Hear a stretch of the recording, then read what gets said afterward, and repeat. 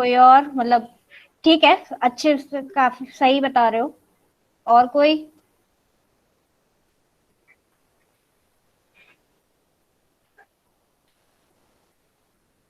चलो, मतलब ठीक है, everyone was right. It's simply a table that contains a time period and time attributes that we define linked to a existing data.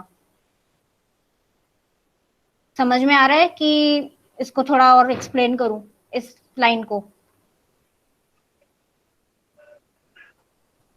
ठीक है ma'am, okay.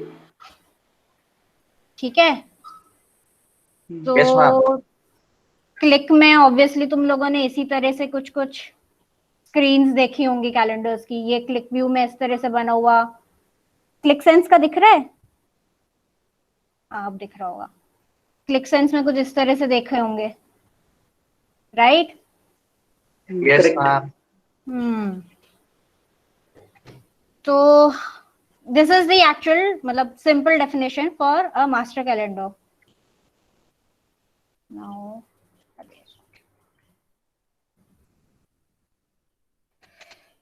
एक second, why did this,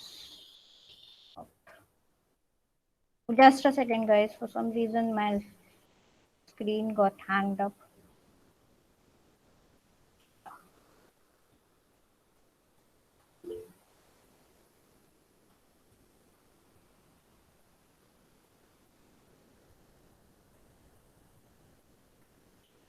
sorry guys, वो screen hang up हो गया था। तो moving on, next question is why in applications we require a calendar.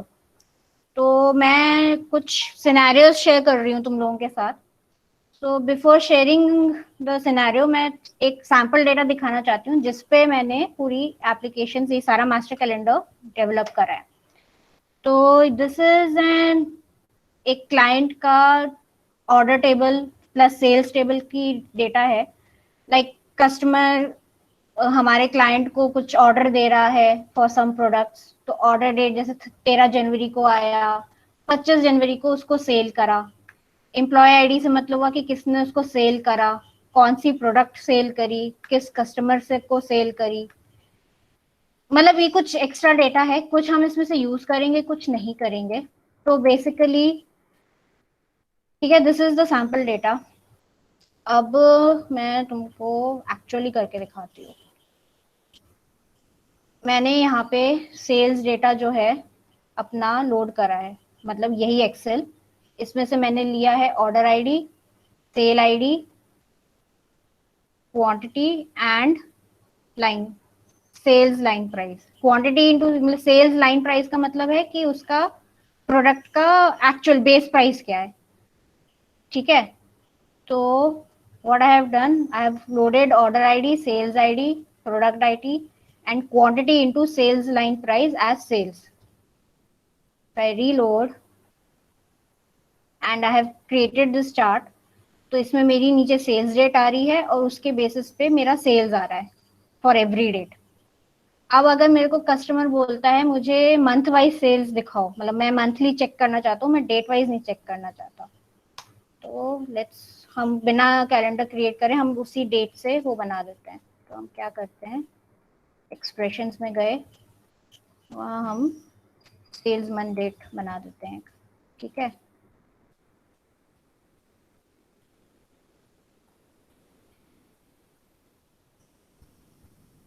क्या हुआ, फिर क्यों नहीं बना? सेल डेट नहीं था क्या? सेल डेट है, फिर ये मंथ पे क्यों नहीं बना? हाँ ओके, बड़ा सिंपल है। इसको प्रेजेंटेशन में जैन हमारे पास मंथ्स आ गए, ऐसे ही हम सेल डेट बना देते हैं डे वाइज, डे निकालने के लिए। एक्सप्रेशन पे गए, डे ऑफ सेल डेट कर दिया और हमने उसको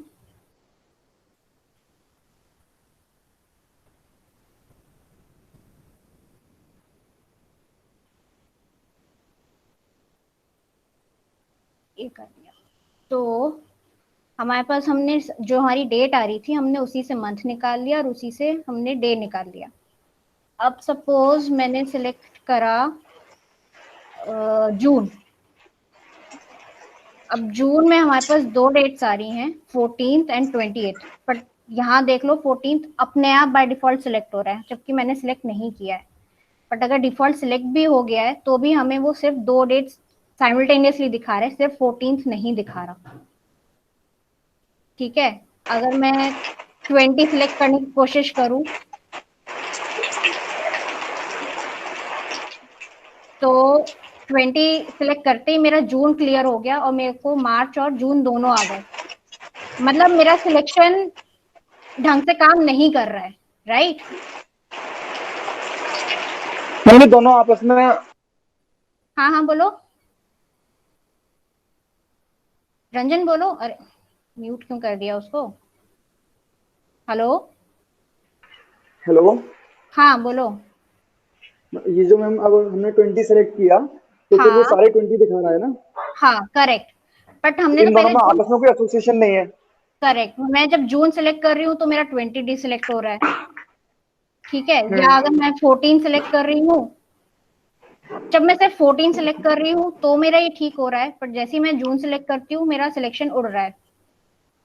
ओके। ठीक है, मतलब मेरा डेटा प्रॉपर नहीं है एप्लीकेशन में, जो मेरा वो है, इसलिए मेरे सिलेक्शन ढंग से काम नहीं कर रहे हैं। तो करेक्ट। तो इसको कैसे फिक्स किया जाए? तो इसको फिक्स करने का तरीका ये है, इसको मैंने आगे जो है दोबारा से रेजिडेंट उठाया और पीछे ही इसका मंथ और डे बना दिया। Month of sale date as sale month and day of sale date as sale day, और सेल्स कर दी। मैंने डेट उड़ा दी अपनी, एग्रीगेट कर दिया month wise and day wise. ठीक है, अब ठीक है। अब मैं इसको अब रीलोड करूं अगर, और मैं अब यहाँ आऊं, तो अब मेरा यहाँ पे एकदम परफेक्टली एक चीज काम करेगी। मैंने इसको जून सेलेक्ट किया और मैंने 14 सेलेक्ट किया तो मेरा ये सही हो गया। या अगर मैंने सिर्फ 20 सेलेक्ट किया और जून सिलेक्टेड है तो मेरा जून आ गया। ठीक है, तो दिस इज वन रीजन कि हमें कैलेंडर की बैकएंड पे कैलेंडर बनाने की जरूरत क्यों है। हम मतलब फ्रंट पे ही क्यों नहीं कर सकते, वो एक reason. For some reason click थोड़ा ये इस तरह से वियर्ड बिहेव करता है। तो एक रीजन तो ये हो गया कि हमें बैकएंड पे कैलेंडर बनाने की जरूरत क्यों है, और वो मैंने यहाँ पे भी आपको दिखाया है। आई डू दिस, मेरा यही था, मैंने वही स्क्रीनशॉट लिया हुआ है, मैंने वो कर रखा है। एंड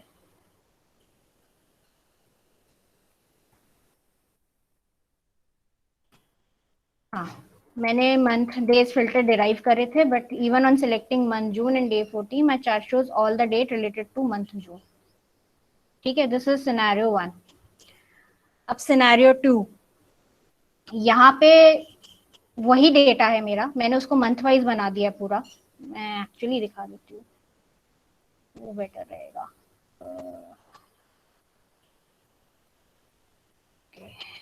हाँ, let me clear this month end date.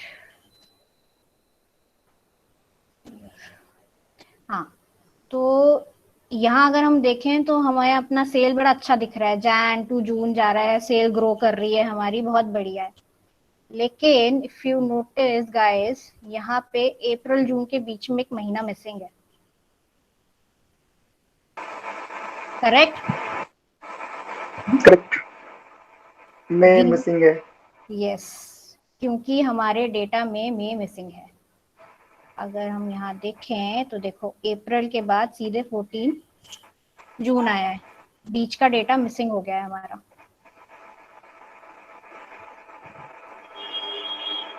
Even अगर हम सेल्स देखें तो हमारा मार्च, अगर हम ऑर्डर देखें तो मार्च में ऑर्डर है लास्ट, और उसके बाद वो मई में आया है, अप्रैल गायब है ऑर्डर। तो एक रीजन और इसीलिए चाहिए होता है कि हमारी जो मिसिंग डेट्स हैं वो कैप्चर हो जाएं। dates are missing. So why we need calendars? We need calendars to analyze data by different time dimensions using the existing data set and to remove these time gaps in the charts and visualizations. I hope इतना आ गया हो समझ में. कोई questions, कोई doubt? No, ma'am. Okay. So moving forward.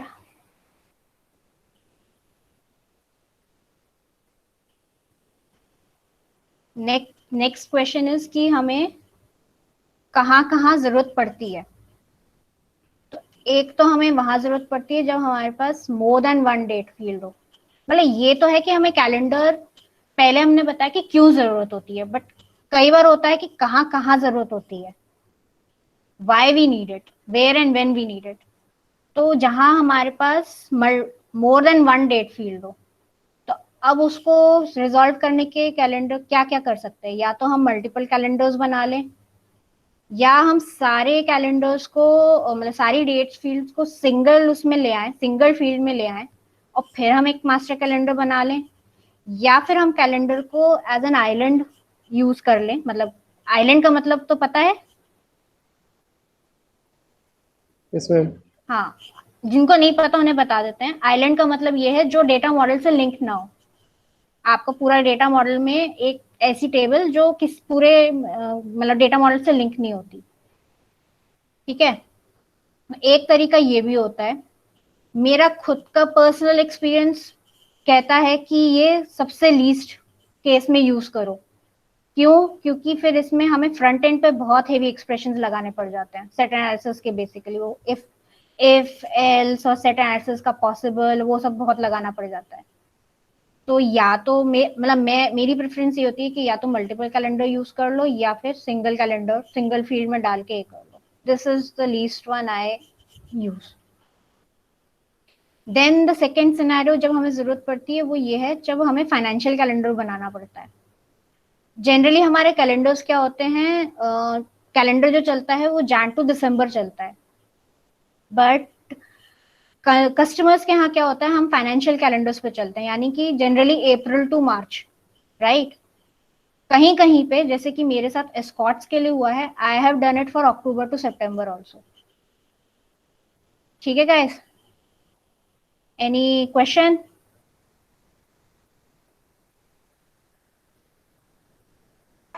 हम हमारी जो मल्टीपल कैलेंडर्स यूज करने की प्रैक्टिस को ये बेस्ट प्रैक्टिस बोल सकते हैं?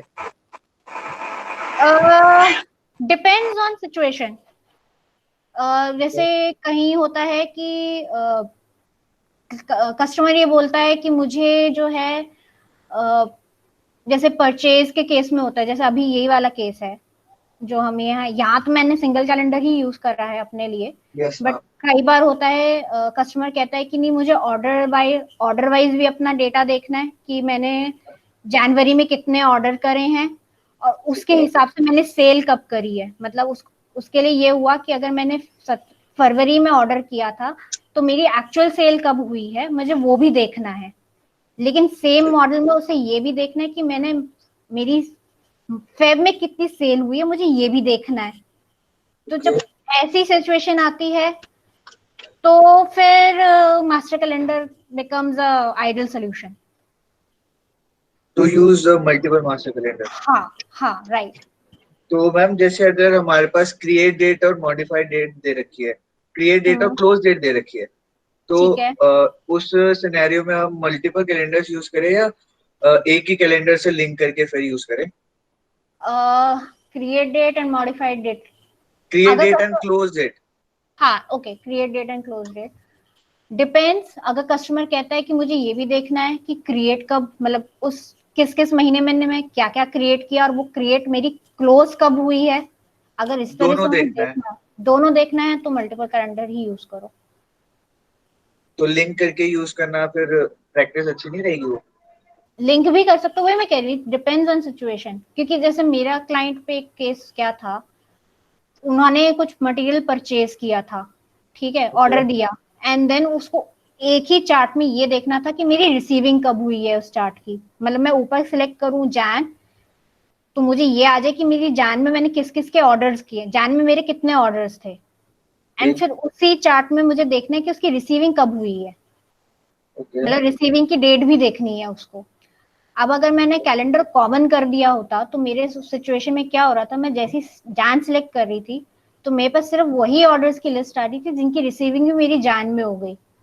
लेकिन उनके पास ऐसे भी सिचुएशन थी जब उनकी रिसीविंग फेब में हो रही थी, तो उन्हें वो वाले भी चाहिए थे। तो उस सिनेरियो में मेरे लिए आइडल केस हो रहा था कि मैं जैन के लिए वो ऑर्डर्स के लिए मैंने अलग कैलेंडर बनाया एंड रिसीविंग के लिए अलग कैलेंडर बनाया, क्योंकि जब हम रिसीविंग वाले साइड में जा रहे थे तब उन्हें रिसीविंग की चाह रहे थे कि जब हम जैन सिलेक्ट करें तो हमारे सारे नीचे लिस्ट वो आ जाए कि जिन जिन की मैंने रिसीविंग जनवरी में करी है, प्लस लेकिन मुझे ये भी जानना है कि उसकी ऑर्डर मैंने कब करी थी, मतलब दिसंबर की ऑर्डर्स भी देखने थे उन्हें कि अच्छा ऑर्डर में मैंने दिसंबर में ऑर्डर किया था और मेरी रिसीविंग जैन में हुई है। ओके, मतलब इस तरह का सिनेरियो बन रहा था। तो उस केस में ये था कि मुझे मल्टीपल कैलेंडर यूज करना था। ओके मैम, ठीक है, ठीक है मैम। और कोई सब क्वेश्चन किसी और का?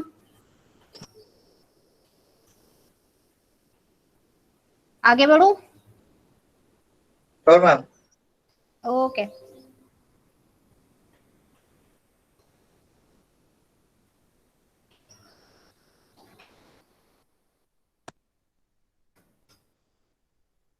तो नाउ लेट्स डू कि बनता कैसे है। तो कैलेंडर बनाने के 3 स्टेप्स हैं, simple 3 steps. Step 1 is to acquire the date range. जो भी तुम डेटा बना रहे हो उसका एक डेट रेंज पता होना चाहिए तुम्हें, एंड वो डेट रेंज फिर हम एक वेरिएबल में स्टोर कर देते हैं। अब डेट रेंज एक्वायर करने के 2 तरीके होते हैं, या तो मिन मैक्स फंक्शन यूज कर लें या हम order by and peak function use कर लें। ऑर्डर बाय पीक फंक्शन मैंने कभी यूज नहीं किया है, बस पढ़ा है। मैं तुम लोगों को मिन एंड मैक्स वाला ही बताऊंगी because that is the most use case जो मैं भी यूज करती हूँ। उसका सिंटैक्स लिखने का तरीका ये है कि हमने किया उसको, जैसे मेरा यही डेटा था, मैंने इसमें मिन सेल डेट उठाई और उसको मिन डेट सेव कर लिया, एंड मैक्स सेल डेट उठाई उसको मैक्स डेट सेव कर लिया, एंड देन यूजिंग उन दोनों फील्ड्स को मैंने v start date and v end date के वेरिएबल में स्टोर करा लिया है। अगर ठीक है, this is a step 1, sorry. Step 2 ये होता है कि हम एक टेम्परेरी टेबल जनरेट करते हैं which we do using auto generate. तो ऑटो जनरेट में हमने करा कि एंड डेट टिल मतलब जो दोनों वेरिएबल्स हैं उनका डिफरेंस +1 करके कि उतनी रेंज तक मेरी डेट्स वो जनरेट करता जाए। रो नंबर हमेशा एक वो नेक्स्ट रो नंबर ऐड करता जाता है। मतलब स्टार्ट डेट अगर तुम्हारी 1 जैन है तो 1 जैन +1, यानी कि मतलब रो नंबर स्टार्ट्स विद 0। तो अगर सॉरी स्टार्ट्स विद 1, पहली एंट्री जो होगी वो होगी 1 जैन +1, यानी कि 2 जनवरी। लेकिन हमें 2 जनवरी नहीं, हमें 1 जनवरी पकड़नी है, तो इसलिए उसको किया हमने -1 और उसको फिर सेव करा लिया एज टेम्प डेट। और ये तब तक चलता रहेगा जब तक end date minus start date की वैल्यू तक वो रेंज हो जाए। अगर सपोज 31 हमारी वी एंड डेट इज 31 जनवरी, तो अगर हम इसको कैलकुलेट करें तो it will be 31 Jan minus 1 Jan which will give us 30। But हमें 31 तक जाना है इसलिए हमने उसको आगे लगा दिया है +1, यानी कि वो 31 डेज तक 31 नंबर टाइम तक ऑटो जनरेट करता जाएगा। ठीक है, ठीक है मैम। फिर से समझाओ, मतलब हो सकता है मैं बहुत जल्दी बोल गई हूँ, फिर से समझाओ। Okay, then third step is to generate the master calendar. वो सिंपल ये होता है, जो आपने अभी टेम्प कैलेंडर बनाया है उससे टेम्प डेट उठा के उसको जो भी डेट देनी है आपको वो दे दो। वीक बना लो, ईयर कर लो, मंथ कर लो, डे कर लो, एंड ये अभी मैं सील वाला भी क्वार्टर वाला भी बताती हूँ। मंथ नेम हो गया आपका मंथ ईयर निकालने के लिए, मतलब जनवरी 2020 अगर लिखना है तो उसके लिए।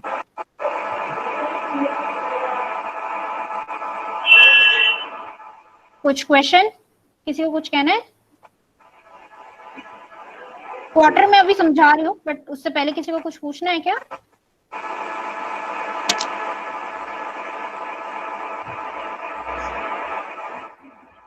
हाँ हाय हाय। मैम। मैम अगर जैसे कैलेंडर अभी डेट पर है हमारा, करेक्ट। राइट? अगर मंथ लेवल पे जनरेट करना, लाइक हमें डेट की रिक्वायरमेंट नहीं है, हम्म। तो मैम उस केस में ये कैसे डिजाइन होगा? आई मीन क्या अप्रोच रहेगी? मंथ के लेवल पे चाहिए, मतलब डेट चाहिए ही नहीं तुम लोगों को? यस मैम, मतलब डेटा जो है वो हमारा ग्रुप बाय लेवल पर है, मंथ लेवल पे मतलब डेटा डेट एग्जिस्ट नहीं, ऑलरेडी हमने बैकएंड पे ग्रुप बाय कर दिया है। अच्छा। तो मैम अभी जो आगे कैलेंडर हमें देखना, like quarter and years, weeks, जो भी हमारे ये अदर पैरामीटर्स है, वो हमें लिखना है मंथ लेवल पे। देखो, वीक तो फिर मंथ से एक स्टेप पीछे हो गया, मतलब फिर वो तो डे और मंथ के बीच में आता है वीक। हाँ राइट, हाँ वीक स्किप हो सकता है, राइट। वीक स्किप करना पड़ेगा। हाँ राइट। मंथ के लिए अगर तुम इस पार्ट में कह रही हो या पीछे वाले स्टेप के लिए कह रही हो? मैम वही मुझे आपसे पूछना है, लाइक हमें उस केस में जनरेट करना होगा कैलेंडर जो उसके पीछे स्टेप था, लाइक जिसमें हमने डेट्स जनरेट करी थी। इसका आंसर करूं वहां मैं? पे। हाँ सुनो। बताओ। हाँ तो बोलो। ये बेसिकली आप क्या करोगे, आप जो भी मंथ आपने बना दिया बैकएंड पे, उसको आप as a single date treat करोगे, either the month start date और the month end date, okay. And then considering that date, month end above के सारे फंक्शंस आप उस पर लगा सकते हो। जैसे अभी हमने एग्जांपल लेके हम कहते हैं कि every month has been aggregated to single month start date, first of right every month has become that month, the first of every month will represent the month itself. Right right. So all these functions can be used as it is and will fetch you the same results as desired. Okay, month and work करेगा ना, like अगर हम month month start and या पे भी month and. करेगा, month and पे भी करेगा, इट्स जस्ट योर चॉइस। हाँ, यहाँ ओके पे तुम उसको मंथ एंड या मंथ स्टार्ट कर सकते हो, यहाँ पे एक फील्ड बना के मंथ एंड मंथ स्टार्ट कर दो उस चीज को। That is what Arpit you are saying ना, तुम यही कह रहे हो ना, यहाँ पे मंथ एंड लगा दें, मंथ एंड या मंथ स्टार्ट। जैसे जो टेम्प डेट है, हाँ। टेम्प डेट ऑलरेडी जो उन्होंने मंथ ऑलरेडी बना रखा है एग्रीगेट करते हुए, उसे बस डेट की तरह स्टोर करना है, okay. And as it is ये काम कर जाएगा। जब वो डेट बन रही है, we have to make sure it is either month start और मंथ एंड। ठीक, correct. Okay okay, thank you. Quarter का मैं एक्सप्लेन करती हूँ, ये मेरे को भी पता है, बहुत लोग कंफ्यूज हो जाते हैं कि ये क्या है। मंथ बेसिकली क्या करता है, जब आप मंथ बनाते हो तो month is saved as a dual function.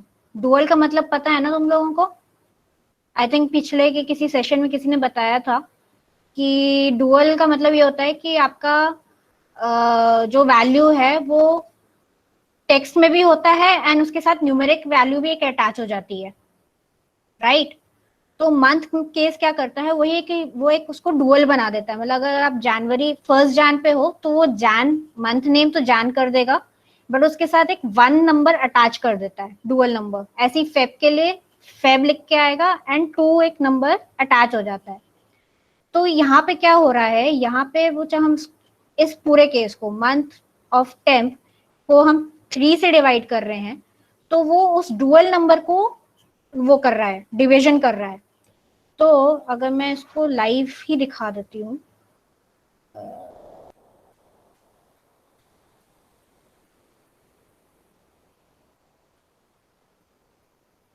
Let me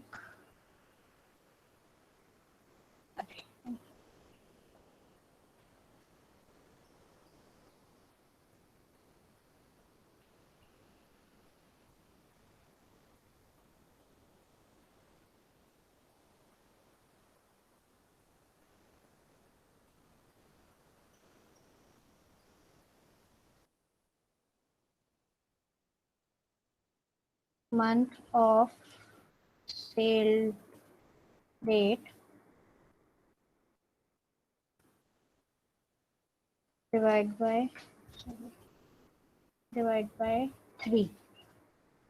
ठीक है, तो मैंने करा ओके। फिनिश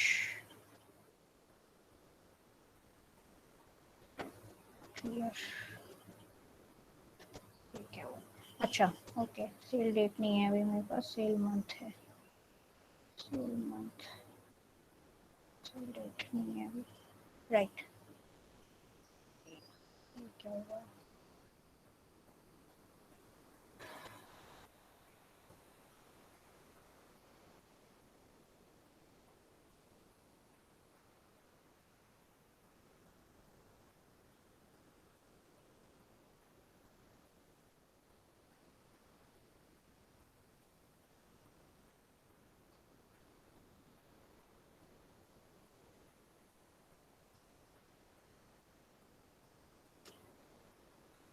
एक second guys, just give me 1 minute.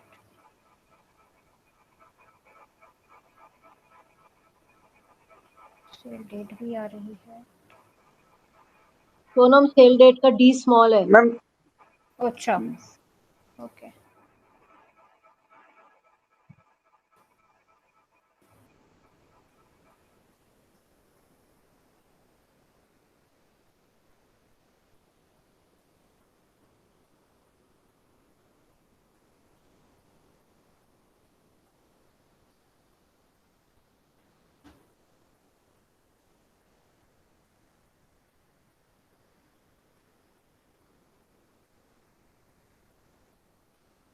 ठीक है, इसको तो जैन के लिए उसने क्या किया, 1/3, 2/3, और ये अप्रैल है, मार्च नहीं है हमारे पास, तो उसने कर दिया उसको 4/3।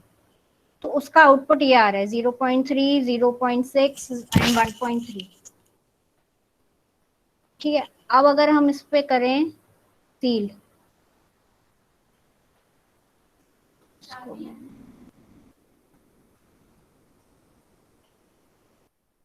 सील क्या करेगा, उसको राउंड ऑफ करेगा इस पूरे एक्सप्रेशन को।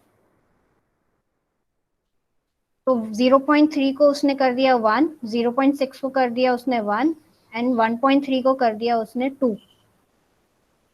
ठीक है, तो यही हम यहाँ पे कर रहे हैं, हमने उसको सील मंथ इसको ये कर दिया, तो हमारे पास जैन के लिए आ गया 1, फेब के लिए आ गया 1, मार्च ऑब्वियसली 3 है, 3/3 होगा, वो ऑटोमेटिकली 1 हो जाएगा। ऐसी 4 के लिए उसने कर दिया 2,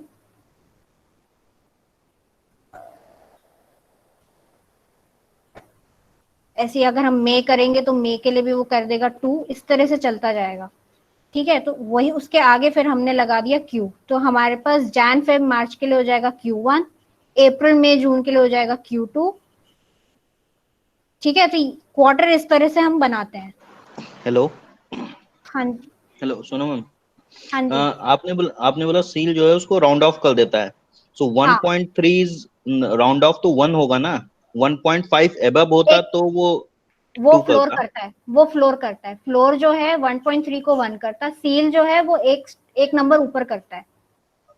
अगर it okay is 0, not round off, it is round up. तो ये okay right ma'am, sorry ma'am, हाँ राइट, राउंड अप होता है, right. Okay, thank you ma'am. Thank you ma'am. तो this is how quarter works. तो मैं application में भी दिखाती हूँ, मैंने एप्लीकेशन में एक्चुअली ये बना दिया था पूरा calendar. So this is my calendar. तो मैंने यहाँ पे वही सेल्स डेट से वो मिन मैक्स निकाला, उसको वेरिएबल में स्टोर करा, देन उसका ऑटो जनरेट करा, एंड देन फिर मैंने उसका मास्टर कैलेंडर बना दिया है। And just for the clean up, फिर मैंने ऊपर की ये मिन मैक्स वाली जो पहली टेबल थी ये वाली, एंड जो टेम्प कैलेंडर है, दोनों एंड में ड्रॉप कर दिया। ये क्लीन अप के लिए इंपॉर्टेंट है, क्योंकि ये टेबल्स फालतू के लिए रहेंगी, तो बेटर है कि आप इन सब टेबल्स को ड्रॉप कर दो। तो अगर मैं इसका पूरा रीलोड चलाऊं तो मेरा मास्टर कैलेंडर कुछ ऐसा बनेगा। मेरा सेल्स डेट ये है, मेरी v start date v end date ये थी 25 जनवरी से 20 जून। और वो रिमेम्बर गाइस, सेल्स डेट हमारी अप्रैल मिसिंग थी, अब अगर यहाँ पे मैं देखूँ तो मेरी अप्रैल आ रही होगी यहाँ पे, तो अप्रैल आ रहा है। इवन तो मेरा डेटा गायब होगा, सेल्स अगर मैं इसके अंदर डालूंगी तो सेल्स मेरा 0 आ रहा होगा, बट मेरा कैलेंडर आ गया है।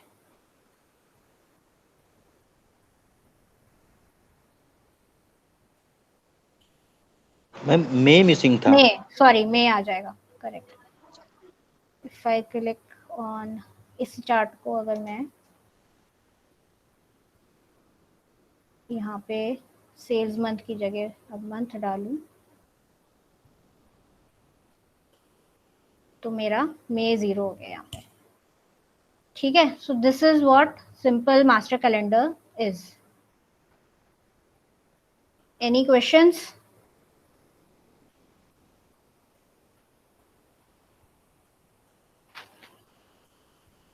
कोई डाउट? नहीं मैम, आ गया अभी तक जितना आपने समझाया। ओके, तो अब नेक्स्ट आता है कि हम मल्टीपल, जो मैंने कहा था मल्टीपल डेट्स आती हैं तब उसको कैसे हैंडल किया जाए। तो मैं यहाँ पे अभी वो वाला सीन बता रही हूँ जहाँ पे हमें मल्टीपल डेट्स को एक डेट पे लाना होता है। तो काफी लोगों को आइडिया तो होगा, बट स्टिल इसके लिए हम कॉमन डेट टेबल क्रिएट करते हैं।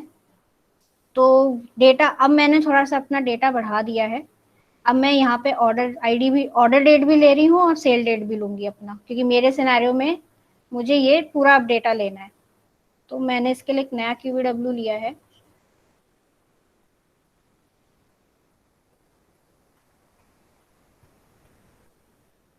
मैंने अपनी मेरी रॉ टेबल थी, ठीक है। मैंने ऑर्डर आईडी ली है, ऑर्डर डेट ले लिया, सेल डेट ले लिया, मैंने सारा ही डेटा ले लिया है। बस मैंने एक ऑर्डर कॉस्ट निकाल लिया, which is quantity into line cost price and quantity into sales line price. ये दोनों हमारे बेस प्राइस हैं, वो कॉस्ट प्राइस है, ये बेस सेल्स प्राइस है। तो एक्चुअल सेल और एक्चुअल ऑर्डर कितना हुआ है, अमाउंट कितना हुआ है, तो इसलिए क्वांटिटी इनटू वो करा हुआ है मैंने, ठीक है। इसको अगर रीलोड करें तो ये हमारा डेटा आ रहा है इस तरह से, एंड टोटल ऑर्डर कॉस्ट मेरा आ रहा है इतना, एंड टोटल सेल्स आ रही है मेरी इतनी, जो कि यहाँ पे कैलकुलेट कर लिया। अब पहला स्टेप ये है कि मैं इसका लिंक टेबल क्रिएट करूंगी। तो लिंक टेबल में क्या करूंगी, पहले जो कॉमन, पहले सिर्फ ऑर्डर के लिए टेबल उठाऊंगी, यानी मैंने आईडी उठाई, उसका डेट उठाया, उसको मैंने डाल लिया और लिंक डेट नाम दे दिया और एक फ्लैग दे दिया ऑर्डर्स। फिर मैंने सेल्स के लिए फिर से वही आईडी उठाई, सेल, अब की बार मैंने सेल डेट को एज लिंक डेट उठाया और एक फ्लैग दे दिया सेल्स, और उसका रेजिडेंट उठा के आपस में कॉन्टैक्ट कर दिया है। देन सिंपल, फिर जैसे हमने मास्टर कैलेंडर बनाया था वैसे ही बनेगा, बस इस बार हमारा जो लिंक डेट है, जो हमने मिन मैक्स निकाला था पिछली बार सेल्स डेट के लिए, इस बार मैं उसको लिंक डेट के लिए उठाऊंगी। तो अगर मैं यहाँ आऊं,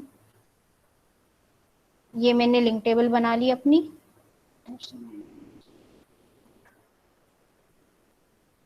ठीक है। आईडी इसलिए लिए क्योंकि मुझे आईडी कॉमन फील्ड चाहिए जिसको, जो आपस में कंबाइन कर सकेगा टेबल को, इसलिए मैं आईडी लूंगी। इसको मैंने लिंक टेबल बना के एक कॉमन टेबल कर दी, और फिर मैंने अपना मास्टर कैलेंडर बना दिया। तो मैंने मिन मैक्स में अपना मिन लिंक डेट निकाली, मैक्स लिंक डेट डाली, दोनों को उसमें डाला, एंड देन बिल्कुल जैसे हमने अभी मास्टर कैलेंडर बनाया था वैसे ही मैंने पूरा बनाया है।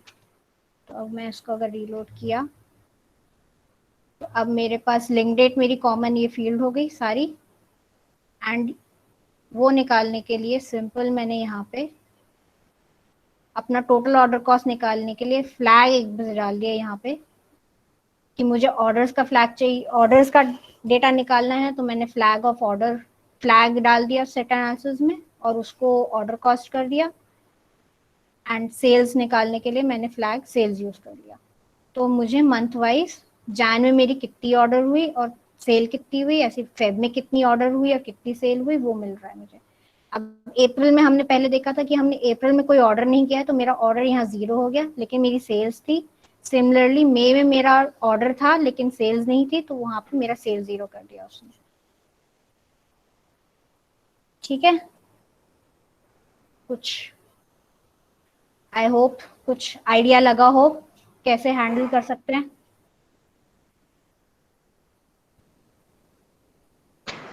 मैम हम्म, एवरेज टाइम कैसे निकाल सकते हैं इसमें कि जैसे ऑर्डर डेट और सेल डेट, कि हाँ हमारा ऑर्डर कब हुआ और सेल कब हुआ, उसका एवरेज हम कैसे लेंगे अगर एवरेज टाइम देना है हमें तो।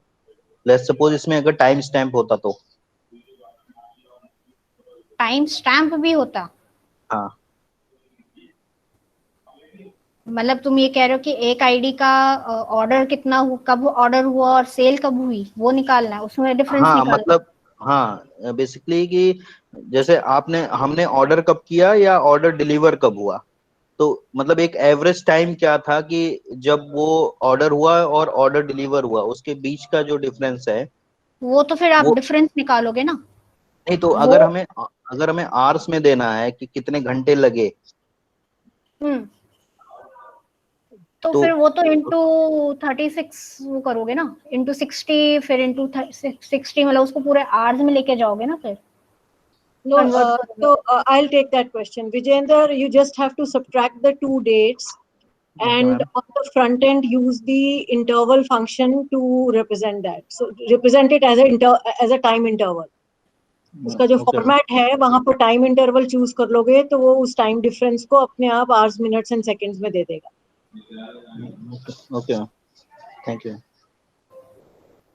कॉम्प्लेक्सिटी केसेस में तब आती है जब हमको टाइम डिफरेंस निकालना होता है, लेकिन टाइम डिफरेंस निकालते वक्त सिर्फ ऑफिस आवर्स गिनने होते हैं। Right. Okay for ma'am. Example, अगर एक आईटी सर्विसेज का डेटा हो जिसके अंदर एक कॉल लॉग की गई है, एक टिकट रेज हुई है, उस टिकट को आपने शाम को 6 बजे 5:30 बजे रेज किया है और अगले दिन सुबह 10 बजे रिजॉल्व किया है, तो अगर मैं वैसे टाइम डिफरेंस निकालूंगी तो वो बीच में नॉन वर्किंग आवर्स भी गिन लेगा। लेकिन राइट। अगर मुझे एसएलए अगेंस्ट देखना है कि मैंने विद इन 4 आवर्स इसको रिजॉल्व किया है कि नहीं, तो मुझे उसके अंदर सिर्फ वर्किंग आवर्स इंक्लूड करके गिनती करनी है। Complicated situation, so there is a lot more work required, but in these kind of scenarios, just do a date, sale date minus order date, and whatever time difference you get, that you on the format you have a date interval format. Just use that, and it will give you the same format. Okay ma'am, thank you ma'am.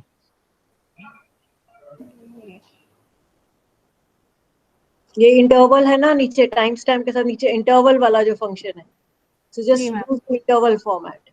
Okay, okay ma'am, thank you ma'am. ठीक है। This was thank you ma'am, and this was how to handle multiple dates जब आती हैं तो उसको कैसे handle करते हैं। So the last topic now for today is physical calendar. Excuse me ma'am. Ma'am हाँ हाँ हाँ। मैम जो विजेंद्र ने क्वेश्चन पूछा था हम्म वो मैं थोड़ा सा उसको मॉडिफाई करके पूछना चाहता हूँ। वो ये पूछ रहा था कि कितने आवर्स हमारी सेल होने में लग रहे हैं ऑर्डर क्रिएट होने के बाद। अगर हमें सपोज पूरे सारे ट्रांजेक्शंस के लिए एक एवरेज टाइम निकालना है, हमें क्लाइंट को बोलना है कि हमें इतने टाइम में हम एवरेज आपकी सेल कर देते हैं। हो सकता है किसी में ज्यादा लगे किसी में कम लगे, डजंट मैटर। एक एवरेज है कि 6 घंटे में या 2 दिन में या 1 दिन में हम सेल कर देते हैं, तो वो एवरेज कैसे निकलेगा? शायद ये क्वेश्चन था विजेंद्र का। अगर उसका नहीं तो मेरा क्वेश्चन है ये। वो तो फिर सिंपल अभी माइनस जो करके देन एवरेज कर लो, उसको एवरेज फंक्शन यूज कर अच्छा लो। मतलब वहीं पर एवरेज फंक्शन यूज करना है जो भी इंटरवल निकाला है इस पर। हाँ, ठीक ठीक है।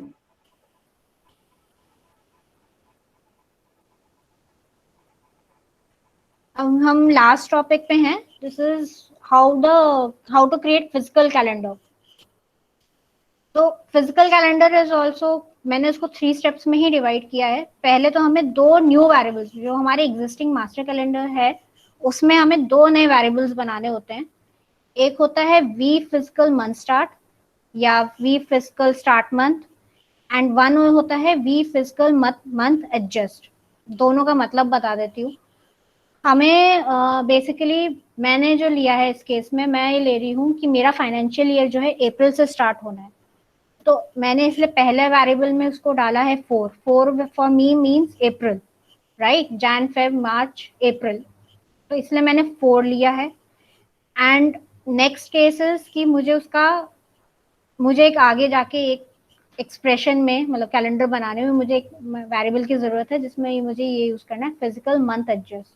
तो मैंने बेसिकली जो मेरा मंथ स्टार्ट जो मैंने स्टार्ट लिया है उसको एक -1 कर दिया है।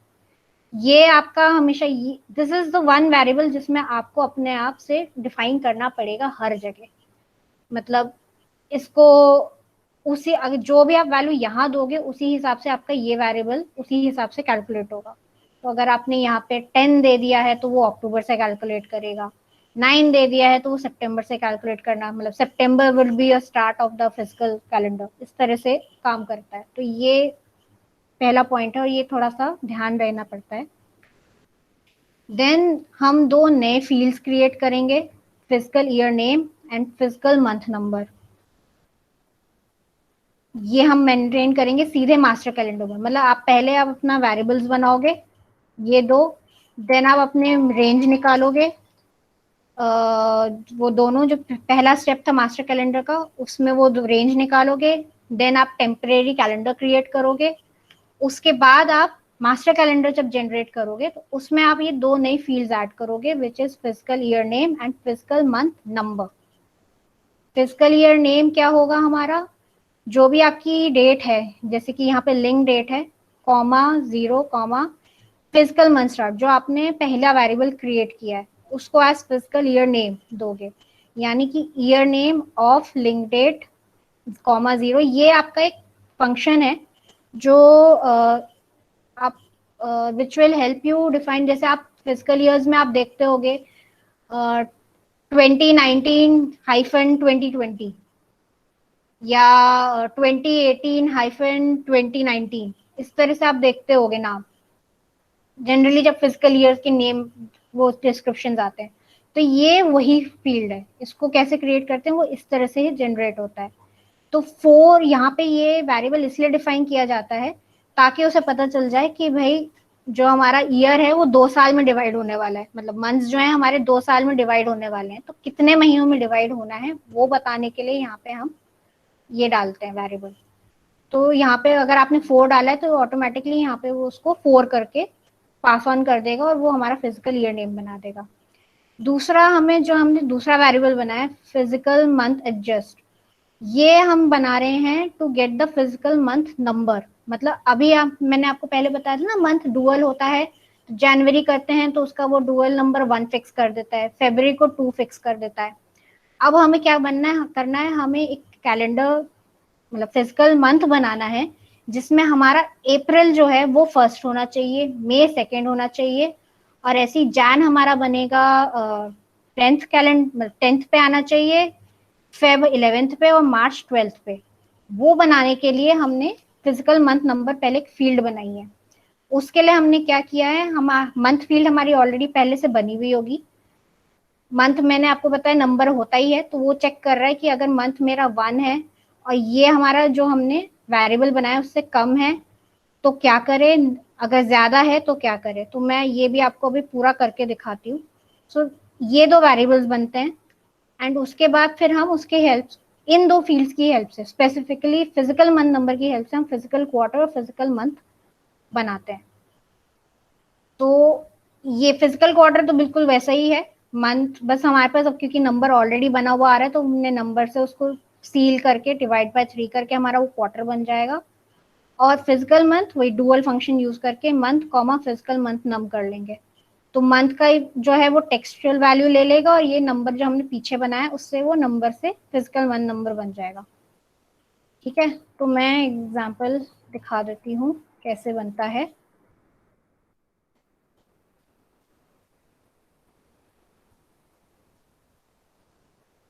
तो यहाँ मैंने वही किया है, मैं एक मिनट इसको पूरा कमेंट हाँ, इसको कमेंट आउट कर देती हूँ पूरे को।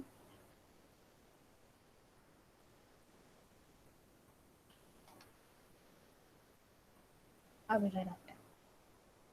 तो मैंने यहाँ पे दोनों फिजिकल कैलेंडर वेरिएबल्स बनाए हैं, इसको 4 दे दिया और ये अपने आप इसको 4 - 1 3 कर देगा।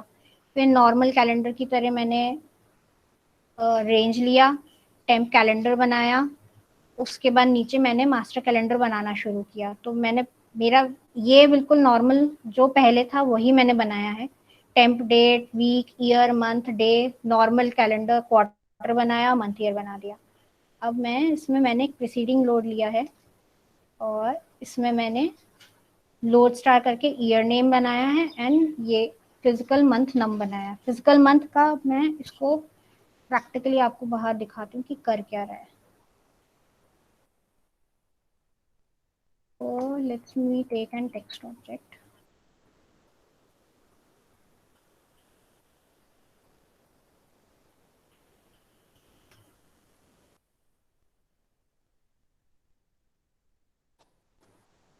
मैं अभी यहाँ पे इस वेरिएबल की जगह इसको नंबर ही पास कर देती हूँ। तो हमारा वेरिएबल जा रहा होगा 3, ठीक है, 3 पहले वाला 4 है, फिर सेकंड वाला 3 है आई गेस। हाँ, तो ये मंथ एडजस्ट है ना। हाँ, ये एडजस्ट में 3 आएगा और जो पहला वाला है वो 4 है। अच्छा, तीनों ही मंथ एडजस्ट है क्या? तीनों तीनों मंथ एडजस्ट है, ठीक। ठीक है। तो सपोज हमने पहले सिलेक्ट किया जैन, मंथ सिलेक्ट ले लेती हूँ।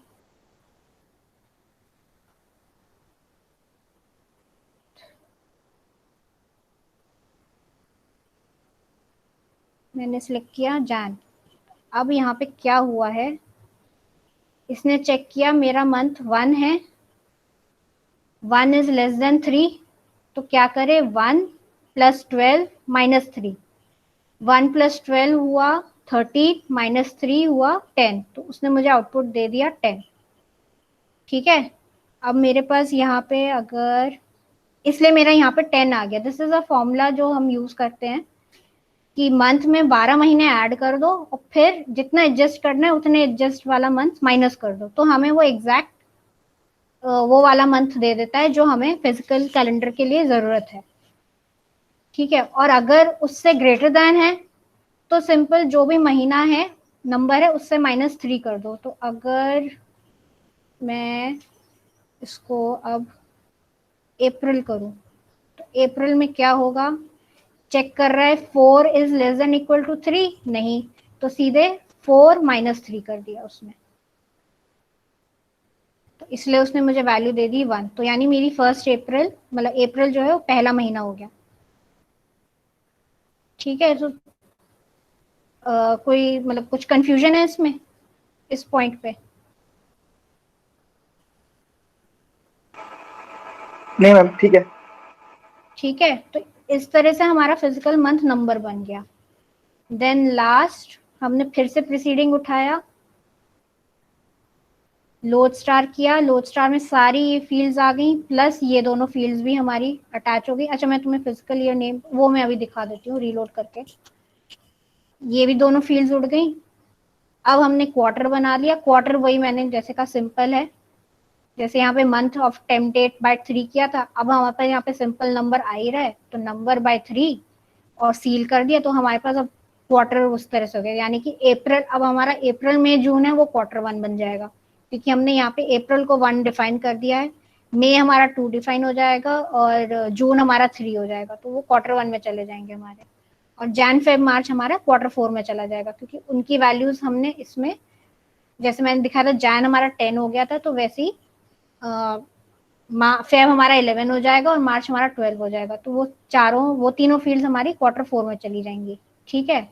और फिजिकल मंथ बनाने के लिए हमने उसको डुअल कर दिया, तो नीचे से हमारा मंथ का जो नेम था वो यहाँ आ जाएगा और फिजिकल मंथ को हमने यहाँ पे नंबर में डाल दिया, तो डुअल से वो हमारा अप्रैल पहले आ जाएगा, मतलब वही 1 2 3 अप्रैल उस सॉर्टिंग में वो हो जाएगा, ठीक है। अब अगर मैं इसको पूरे को रीलोड करूं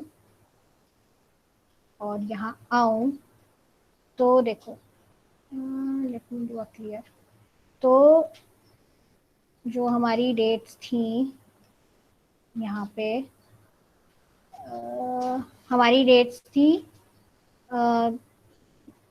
13 जैन से थी, तो 13 जैन 2020। अब ये क्योंकि हमने अप्रैल से किया है तो इसलिए ये हमारे पीछे के महीने में, पिछले फिजिकल ईयर में चली गई, 2019 टू 2020। यानी कि फिजिकल ईयर नेम ने हमें ये बना के दे दिया है।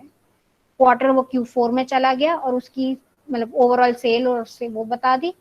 एंड अप्रैल से जो भी डेटा था हमारा, अप्रैल मई जून जो था वो नेक्स्ट ईयर में आ गया, तो वो 2020-21 फिजिकल ईयर हो गया, उसका Q1 हो गया एंड उसकी सेल्स और सेल प्राइस बता, कॉस्ट प्राइस बता दी उसमें।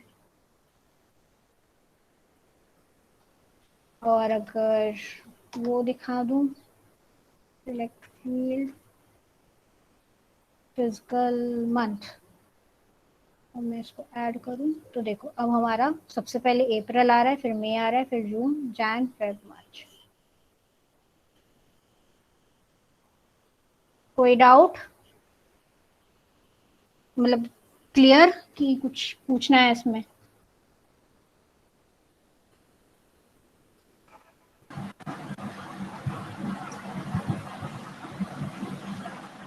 If I want like FY, suppose this is like 21, right? So FY 2021, then उसके लिए FY 2021 हाँ थोड़ी सी मेहनत करनी पड़ेगी लेफ्ट राइट फंक्शन यूज करके।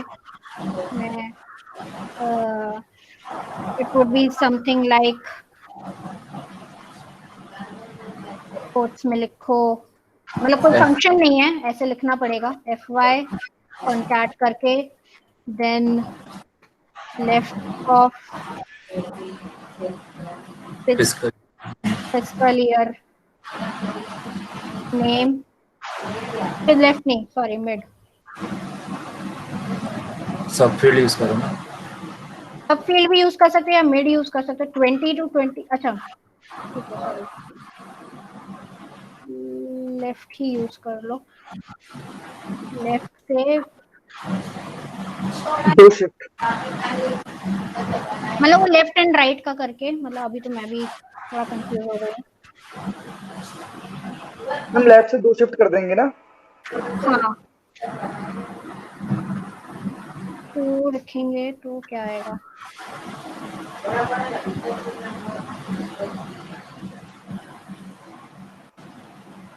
आ गया FY 20। हाँ लेकिन उसने ये लिया ना, सॉरी राइट,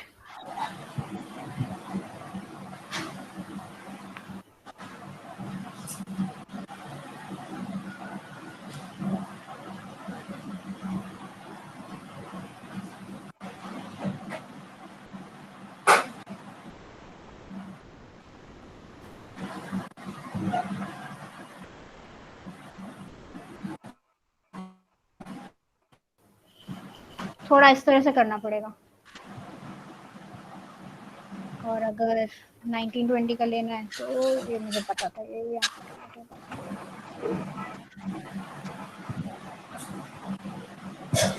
नहीं, मतलब सिर्फ आउटपुट में FY लाइक अभी 2021 ही चाहिए था। हाँ नहीं तो, मैं सब फील्ड बोल रहा हूँ। हाँ नहीं तो इस, वो मैं ये कह रही हूँ, मैं 2021 चाहिए था तो वो यहाँ पे तो हो गया है FY मैम पूरे 2020। फील्ड पे, नहीं पूरे नहीं, फील्ड पे so क्यों yes, नहीं he is लगा? right. 2021 के लिए सब फील्ड यूज कर सकते हैं with the hyphen as a separator. से आप यूज कर रहे हो ना, तो 19 में वो 20 ले रहा है, लेफ्ट हाँ ऑफ आई नो 20 ले रहा है।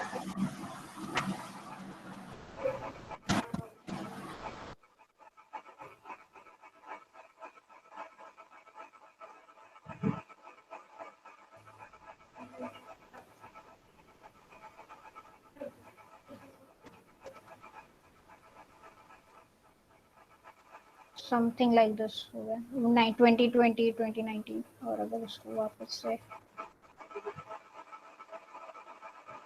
राइट कर दें पूरे को,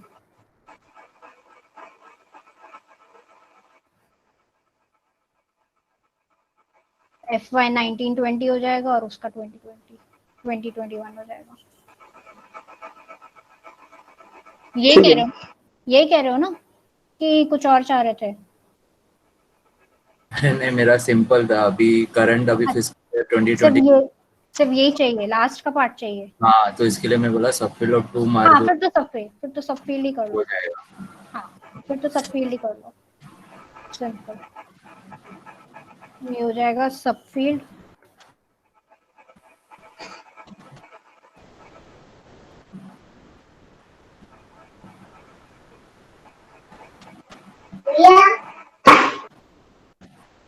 कॉमा 2।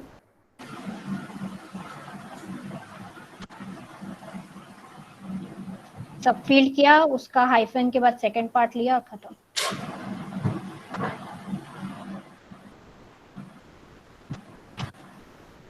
Okay, thank you.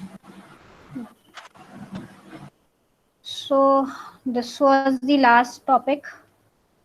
ये कुछ लिंक्स हैं विच फ्रॉम विच मतलब मैंने भी अपना पूरा स्टडी करा है ये सब पूरा। अच्छा वो मल्टीपल कैलेंडर्स वाला जो बताया था ना, उसको कैनोनिकल कैलेंडर बोलते हैं, मल्टीपल डेट को एक टेबल में लाने का काम। तो it is actually called canonical calendar. ठीक है। ठीक है सो मैम, थैंक ये यू आप गाइस। टेक्स्ट में डाल दो। मैं एक्सक्यूज मी मैम। हाँ ठीक है, मैं ये लिंक सारे उसमें शेयर कर देती हूँ, हाँ, बट टेक्स्ट में या हाँ फिर कहीं। मैं अभी डाल देती हूँ सारे links. So thank you guys. So, Sonam, हाँ जी ma'am. let us spend 5 minutes to take down some more typical use cases जो कि इन बच्चों ने encounter किए हैं अपने अपने customer के यहाँ पर, and I feel we will be taking another class on calendars, just as on date calendar वगैरह जो इसके थोड़े advanced topics हैं, we will be covering those. So if you guys have any kind of typical, you've encountered any typical cases where there are multiple selections on multiple calendars required or multiple dates. So those kind of scenarios, please list them down here and we will take another session on that. And please share your experience with the calendars at your own customers.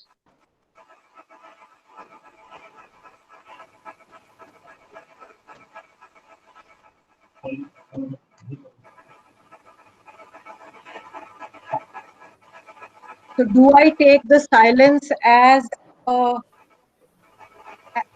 an indication that there is, I mean, whatever has been taught, all of that is sufficient to take care of all the date related scenarios at your customer end?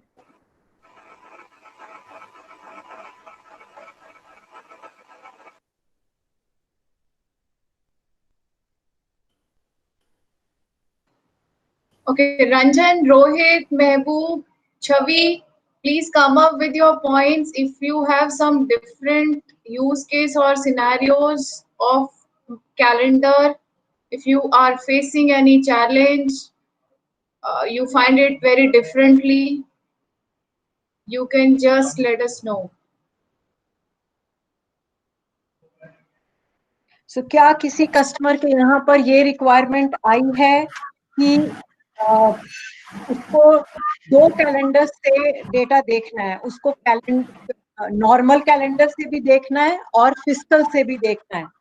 तो what he कॉन्सेस कि जब वो normal select करे तो वही chart Jain to दिसंबर दिखाए, और जब वो फिस्कल सिलेक्ट करे तो वो ही चार्ट अप्रैल टू मार्च दिखाए। क्या इस तरह की कभी कोई रिक्वायरमेंट आई है? So मैम, अभी करंटली ऐसा मैंने फेसअप नहीं किया है। So if you would show us the showcase, the use cases, that would be good for us. इस सब सेम मैम। पे काम नहीं किया रहेगा, राइट? मतलब ओके, क्या किसी को कभी ऐसी रिक्वायरमेंट आई है जहां पर कुछ, तो ऑटो इंडस्ट्री में फॉर एग्जांपल श्राद्ध में कोई गाड़ी नहीं खरीदता है, नवरात्रों में खरीदते हैं, and I want to compare इस साल Navratra sale versus last year Navratra sale. So retail industry में या जहां जहां पर भी people go by these religious events in तो comparative apart from month to date, same month to same month, ऐसे रेंजेस में भी होता है. सो इन नवरात्रास की डेट्स हर साल फिक्स्ड नहीं होती हैं. सो उसको कंपेयर करने के लिए भी कैलेंडर के अंदर कुछ टिपिकल हैंडलिंग करनी पड़ती है. Has anyone encountered any such requirement? No ma'am, not yet. लेकिन अच्छा लग रहा है मैम सुनने में. अगर पता लगेगा, सीखने को मिलेगा, तो it will be good for us. Okay, so these are some of the typical calendar related use cases. If you people have not encountered them, you are lucky that you could handle things with the simpler situation of calendars. So we will be taking up another session in which we will cover up all such typical cases. Ma'am एक case के बारे में पूछना था. जी. जैसे ma'am हमारा data हर ट्यूसडे को अपलोड हो रहा है, अपडेट हो रहा है. तो if we select a particular Tuesday date, like अभी जून चल रहा है, तो हमारे पास 5 डेट्स है ट्यूसडे की, जो है 2nd, 9th, 16th, 23rd and 30th. Right. तो जैसे अगर 16th हमने सिलेक्ट किया, जी. तो हमें देखना है कि 1 जून से लेके 16 जून तक की हमारी डेटा क्या आ रहा है. तो मैम उसके लिए हम क्या यूज करेंगे? उसके लिए तो मंथ टू डेट का फंक्शन लगाओगे ना, मंथ टू डेट का फॉर्मूला लगाओगे. बट मैम पर्टिकुलरली हम सेलेक्ट सिर्फ ट्यूसडे को ले रहे हैं. सो आपको आपने 16 सिलेक्ट किया है और आप जून के लिए 1st to 16th वर्सेस मई के साथ जब कंपेयर कर रहे हो, तो वहां 2nd ट्यूसडे तक कंपेयर करना चाहते हो या 1st to 16th of May compare करना? मैम कंपैरिजन नहीं है मई के साथ. मैं दोबारा एक बार बता देता हूँ मैं क्या बोल रहा हूँ. मैम जैसे हमारे पास करंट मंथ है जून, तो हमारे पास जो डेटा आ रहा है वो हर ट्यूसडे को अपडेट होता है. ठीक है. तो अगर कोई सेलेक्ट कर रहा है, जैसे हमने एक फिल्टर में सिर्फ ट्यूसडे की डेट्स ले रखी है. हाँ. तो अगर हम 16 ट्यूसडे को सिलेक्ट करते हैं, 16th ऑफ जून, तो वो ट्यूसडे है. तो हमें उससे पहले का डेटा चाहिए. जैसे हमारा जैसे कोई क्लोज डेट है, वो 3rd को हो रही है, या वो 6th को हो रही है, या वो 13th को हो रही है, तो वो सारा डेटा दिखाए. तो आप मास्टर कैलेंडर में जब ट्यूसडे सिलेक्ट करोगे तो वो और 16 सिलेक्ट करोगे, तो आपकी एक पर्टिकुलर डेट सिलेक्ट हो गई, वो वेरिएबल में चली गई. फिर फ्रंट एंड के ऊपर आप all dates less than equal to that variable लोगे, तो वो सारी डेट्स के लिए ले लेगा जो क्लोज डेट्स आपकी कोई भी रही होंगी 16 से पहले. मैम हमारा क्या आ रहा है, वो पर्टिकुलर डेट पर ले रहा है उसको. लेस देन इक्वल टू का फंक्शन लगाओगे तभी लेगा ना वो बाकी सारी डेट्स. ठीक है ma'am. Okay.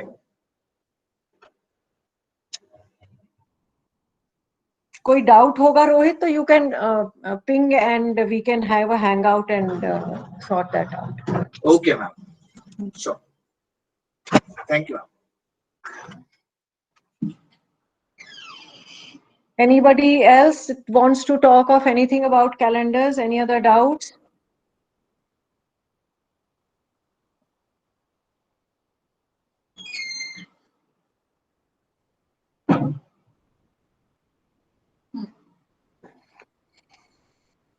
Okay, Deepti, then I think we can wrap up. Yeah, so thank you, ma'am. Thank you, Sonam. So it was a wonderful session. I think conceptually I could clear my own, concepts. So it really helped me too. Thank you very much. I would take only 5 minutes on the LMS status so that you guys can proceed further on your assignments and quizzes. So I will stop this recording